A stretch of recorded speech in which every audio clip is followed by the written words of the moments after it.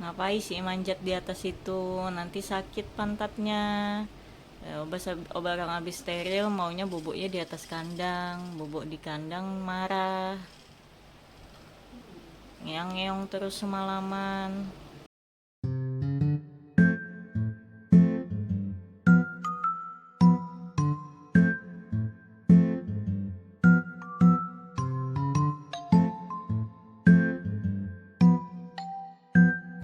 Hai semua, kembali lagi di channel Babu Bolu.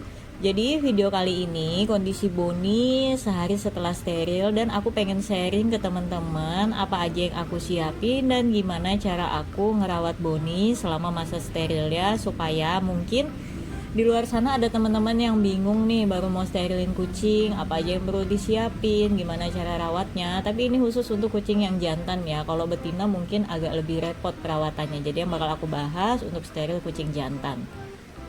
Nah di video ini si Boni ini lagi makan. Nah ketika lagi makan, Boni aku tungguin. Kan biasanya kalau di video sebelumnya Boni selalu pakai kolar. Nah kalau makan itu aku lepasin kolarnya, tapi tetap aku tunggu kayak gini supaya aku itu bisa pantau dia nggak macem-macem. Karena takutnya ketika dicuekin dia udah ngejilatin bekas jahitannya, kan itu bisa bikin kerjaan lagi. Alhamdulillah sehari setelah di steril, Boni ini langsung masih mau makan. Kok masih? Maksud aku, si Boni sudah mau makan tanpa ada embel-embel dia muntah atau sakit atau apapun itu, dan dia mau makan kering langsung teman-teman ya. Walaupun nggak terlalu lahap, tapi memang pada dasarnya Boni ini anaknya makannya nggak banyak. Jadi ya gitu tuh, dia makannya sedikit-sedikit tapi rutin biasanya gitu. Aku kemarin tuh khawatir banget kalau mau steril tuh, takut kenapa-napa karena aku trauma banget sama kucing yang dibius. Makanya ketika lihat Boni udah pulih kayak gini, ketakutanku untuk steril itu udah mulai hilang. Bahkan aku jadi ketagihan pengen sterilin kucing-kucing aku.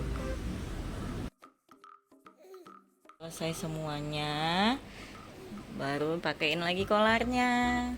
Dia nggak mau di kandang, maunya main di luar ya nak.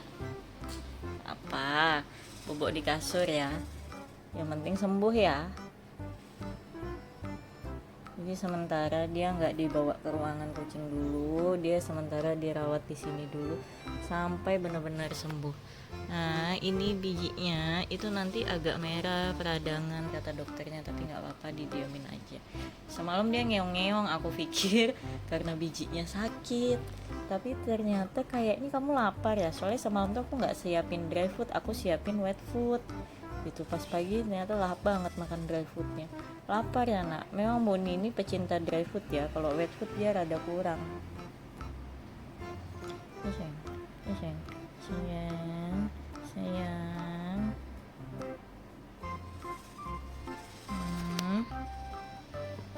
Kemana? Mau apa?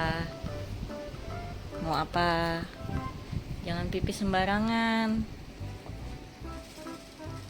Dia mau ke lemari aja kerjaannya. Nggak usah manjat-manjat, nggak bisa, nggak muat ada kolar. Buka kolarnya. Nggak bisa, Bon. Bon, marah dia mau dibuka kolarnya. Nggak bisa, Boni. Ini sayang.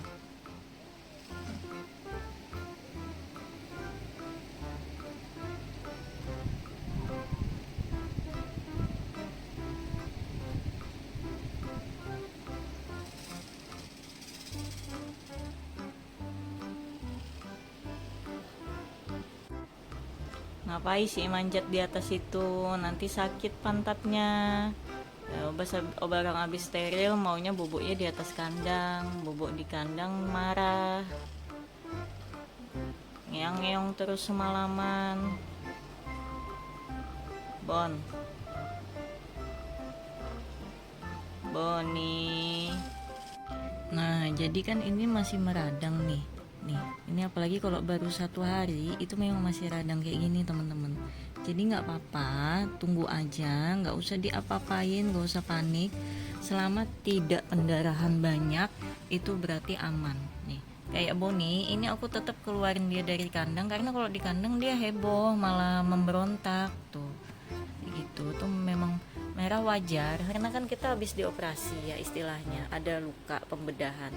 Jadi nggak masalah, tunggu aja, yang penting pastikan dia pakai kolar supaya dia nggak jilat-jilat jahitannya, supaya nggak sobek gitu. Cuma bedanya kalau si Boni aku pastikan di kamar. Jadi kalau teman-teman punya kandang atau nggak punya kandang tuh, contoh punya kandang kayak aku, tapi anaknya nggak mau di kandang, nggak apa-apa dilepasin tapi di kamar aja. Jadi biar ruang geraknya itu nggak terlalu gede kayak gitu. Pastikan juga di kamar teman-teman dia nggak bisa panjat-panjat lemari gitu, kayak cuma naik kasurnya rendah kayak gini, kayak kasur lantai kayak aku kayak gitu, biar dia lebih tenang kayak gitu. Karena Boni ketika di kandang dia ngamuk kayak gitu loh, malah nggak tenang. Semalaman dia teriak-teriak terus ketika sudah sadar dari obat bius. Makanya ini udah aku lepas tuh, biarin aja dia jalan-jalan, mau tidur di kasur kayak tidur di lantai, kayak selama dia nggak loncat-loncat yang tinggi. Yang paling tinggi dia loncatin kandangnya, tapi sebentar turun lagi kayak gitu. Karena ini dia agak nyeri nih pantatnya pasti. Terus kolar itu nggak boleh lepas teman-teman selama 10-14 hari. Pakai kolar yang keras kayak gini, jangan pakai kolar kain, karena kalau misalkan pakai kolar kain itu lebih mudah dia menembus mukanya tuh, mau ngarahin ke pantat itu lebih gampang. Kalau kayak gini agak susah nih kayak gitu. Cuma pastiin aja jangan sampai lepas. Aku biasanya ngelepas kalau lagi dia mau makan. Nah itu aku lepas, tapi aku sambil tungguin gitu. Nih anaknya gelisah banget kan, karena pantatnya nggak nyaman kayak gitu. Kalau ini kolarnya kalian lepas ya, ketika kucing kalian steril, dia pasti akan jilatin itu pantatnya, itu bijinya itu akan dijilatin sama dia. Nih dia gelisah nih, buntutnya gelisah banget. Ini tandanya dia lagi ngerasa nggak nyaman dengan area sininya kayak gitu. Kalau kalian lepas, pasti aku jamin akan dijilat dan jahitannya akan sobek, malah bikin kerjaan 2 kali. Kasihan ya kan, mesti bawa ke dokter, mesti dijahit ulang, malah penyembuhannya nanti lebih lama. Mending kita tega-tegain kayak gini. Kalau misalkan kalian mau lepas ketika dia makan atau sesekali, tapi diliatin bener-bener, setelah itu pasang lagi, supaya memang kan karena kolarnya ini rada berat ya, kasihan kalau dia dipakein terus gitu. Lalu sediain tuh litter box. Kebetulan aku kan punya litter box yang kecil karena biasa buat kucing kecil. Nah aku pakein ke Boni supaya dia naik ke litter boxnya itu nggak terlalu tinggi sama underpad. Harusnya underpadnya ditaruh di dalam litter box, tapi Boni nggak suka kalau underpad di dalam litter box, dia nggak pipis-pipis. Akhirnya aku keluarin litter boxnya, underpad dari litter box, biarin dia pipis tanpa apa-apa atau pup tanpa apa-apa. Tapi kita sedia tisu nih, sedia tisu kayak gini, jadi tinggal dilap-lap aja pakai tisu nih. Ini bungkusan tisu-tisu kotor bekas dia pipis, bekas dia pup, aku buang di luar ya kalau pup, karena kalau pup bau banget kalau disimpan di kamar. Nah kayak gitu, jadi kalau dia pup langsung diambil pakai tisu, dia pipis langsung diserap pakai tisu. Nah tuh anaknya manjat-manjat kayak gitu, ya udahlah biar aja, dia nggak bisa diem soalnya gelisah, dia mau ketemu istrinya kali. Itu kakinya aja padahal nggak nyaman, pantatnya sakit, tapi dia nggak bisa diem. Jadi gitu ya teman-teman, sediain litter box, makanan nih, sama pengharum kandang sekalian desinfektan. Jadi itu penghilang aroma pesingnya, pipisnya, dan desinfektan buat di kandangnya kayak gitu. Karena kan aku simpen dia di kamar, jadi pasti kamar tuh agak-agak bau pising kalau misalkan nggak langsung disiramin. Oh sama tisu basah ya, tisu basahnya lagi habis nih, tadi aku belum refill ulang. Makanan sama nih, makanan basah, cemilan kayak gitu, tapi dia nggak mau makan basah karena memang Boni anaknya sukanya makan makanan kering. Akhirnya diambilin makanan kering aja.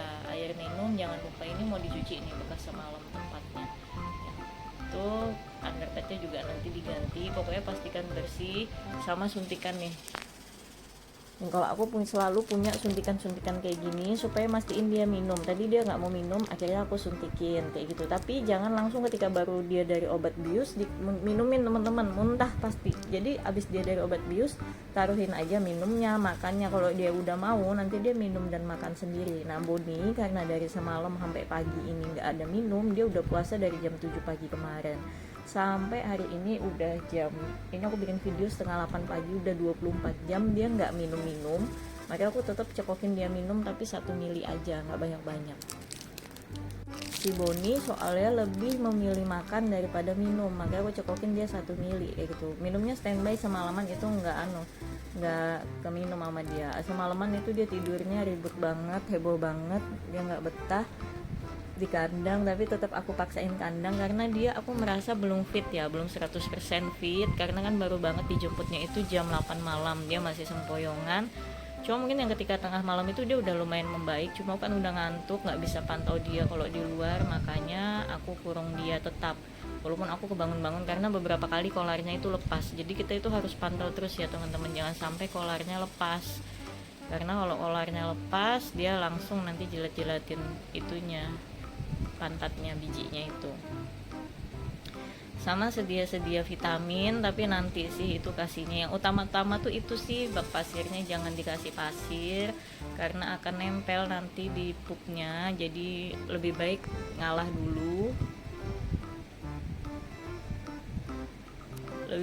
dulu, sedia tisu yang banyak, sedia tisu basah, sedia pewangi kayak gini buat nyemprotin kandang sama ruangan. Kalau teman-teman ada ruangan khusus sendiri boleh. Kalau aku ruangan khusus kucingnya itu agak ke samping rumah, jadi susah aku ngeceknya, harus keluar rumah dulu, makanya aku ngalah masukin ke dalam kamar kayak gini. Anaknya enak banget bubuk di atas. Harusnya nggak boleh ya manjat-manjat gitu, tapi dia keras kepala, makanya aku harus tetap pantau. Nanti abis dia naik, aku bawa turun dia lagi sebentar.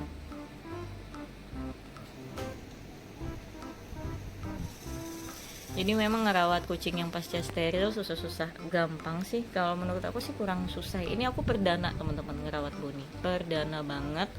Alhamdulillah sih, so far so good. Aku belum pernah sterilin kucing betina, agak takut kalau betina masih. Jujur yang aku takutkan ketika sterilin Boni itu bukan pasca steril ya, tapi bukan perawatannya, karena memang aku udah banyak baca-baca, nonton juga video-video orang perawatannya kalau kucing jantan agak lebih mudah. Ya aku takutkan dia itu sadar nggak dari obat bius, dia bisa bertahan nggak dari obat bius, dia bisa pulih nggak dari pengaruh obat bius gitu.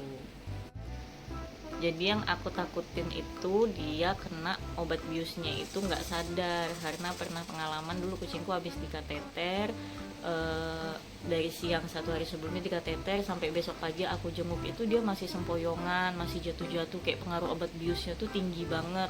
Akhirnya sorenya dia meninggal. Nah aku tuh setrauma itu jadinya dengan si obat bius ini. Alhamdulillah tapi Boni enggak. Mungkin yang dulu itu dokternya gimana aku nggak paham juga, sampai segitunya kucingku kena obat bius sampai mati, tapi walaupun dia siuman dulu. Nah kalau ini obat biusnya tuh lumayan cepet, dia steril siang, dia mungkin steril jam 3 sore, karena aku antar ke pet shop tuh jam 1, 2 jam kemudian baru di steril. Sore aku dapat kabar itu udah selesai, jam 6:30 itu udah dapat kabar dia mulai sadar. Boni ternyata anaknya kuat banget, padahal dia ini kayak kucing kalem kayak gitu, ternyata anaknya kuat. Kalau dulu kucingku malah barbar ternyata kayak gitu. Aku nggak tahu kucingku yang lemah kalau yang dulu, atau dosis biusnya yang terlalu banyak, aku nggak paham juga. Ya udahlah, udah berlalu tuh Pak, meninggalkan traumanya. Tapi alhamdulillah dengan ngelihat kayak gini traumanya agak berkurang karena Boni fine banget. Boni turun yuk.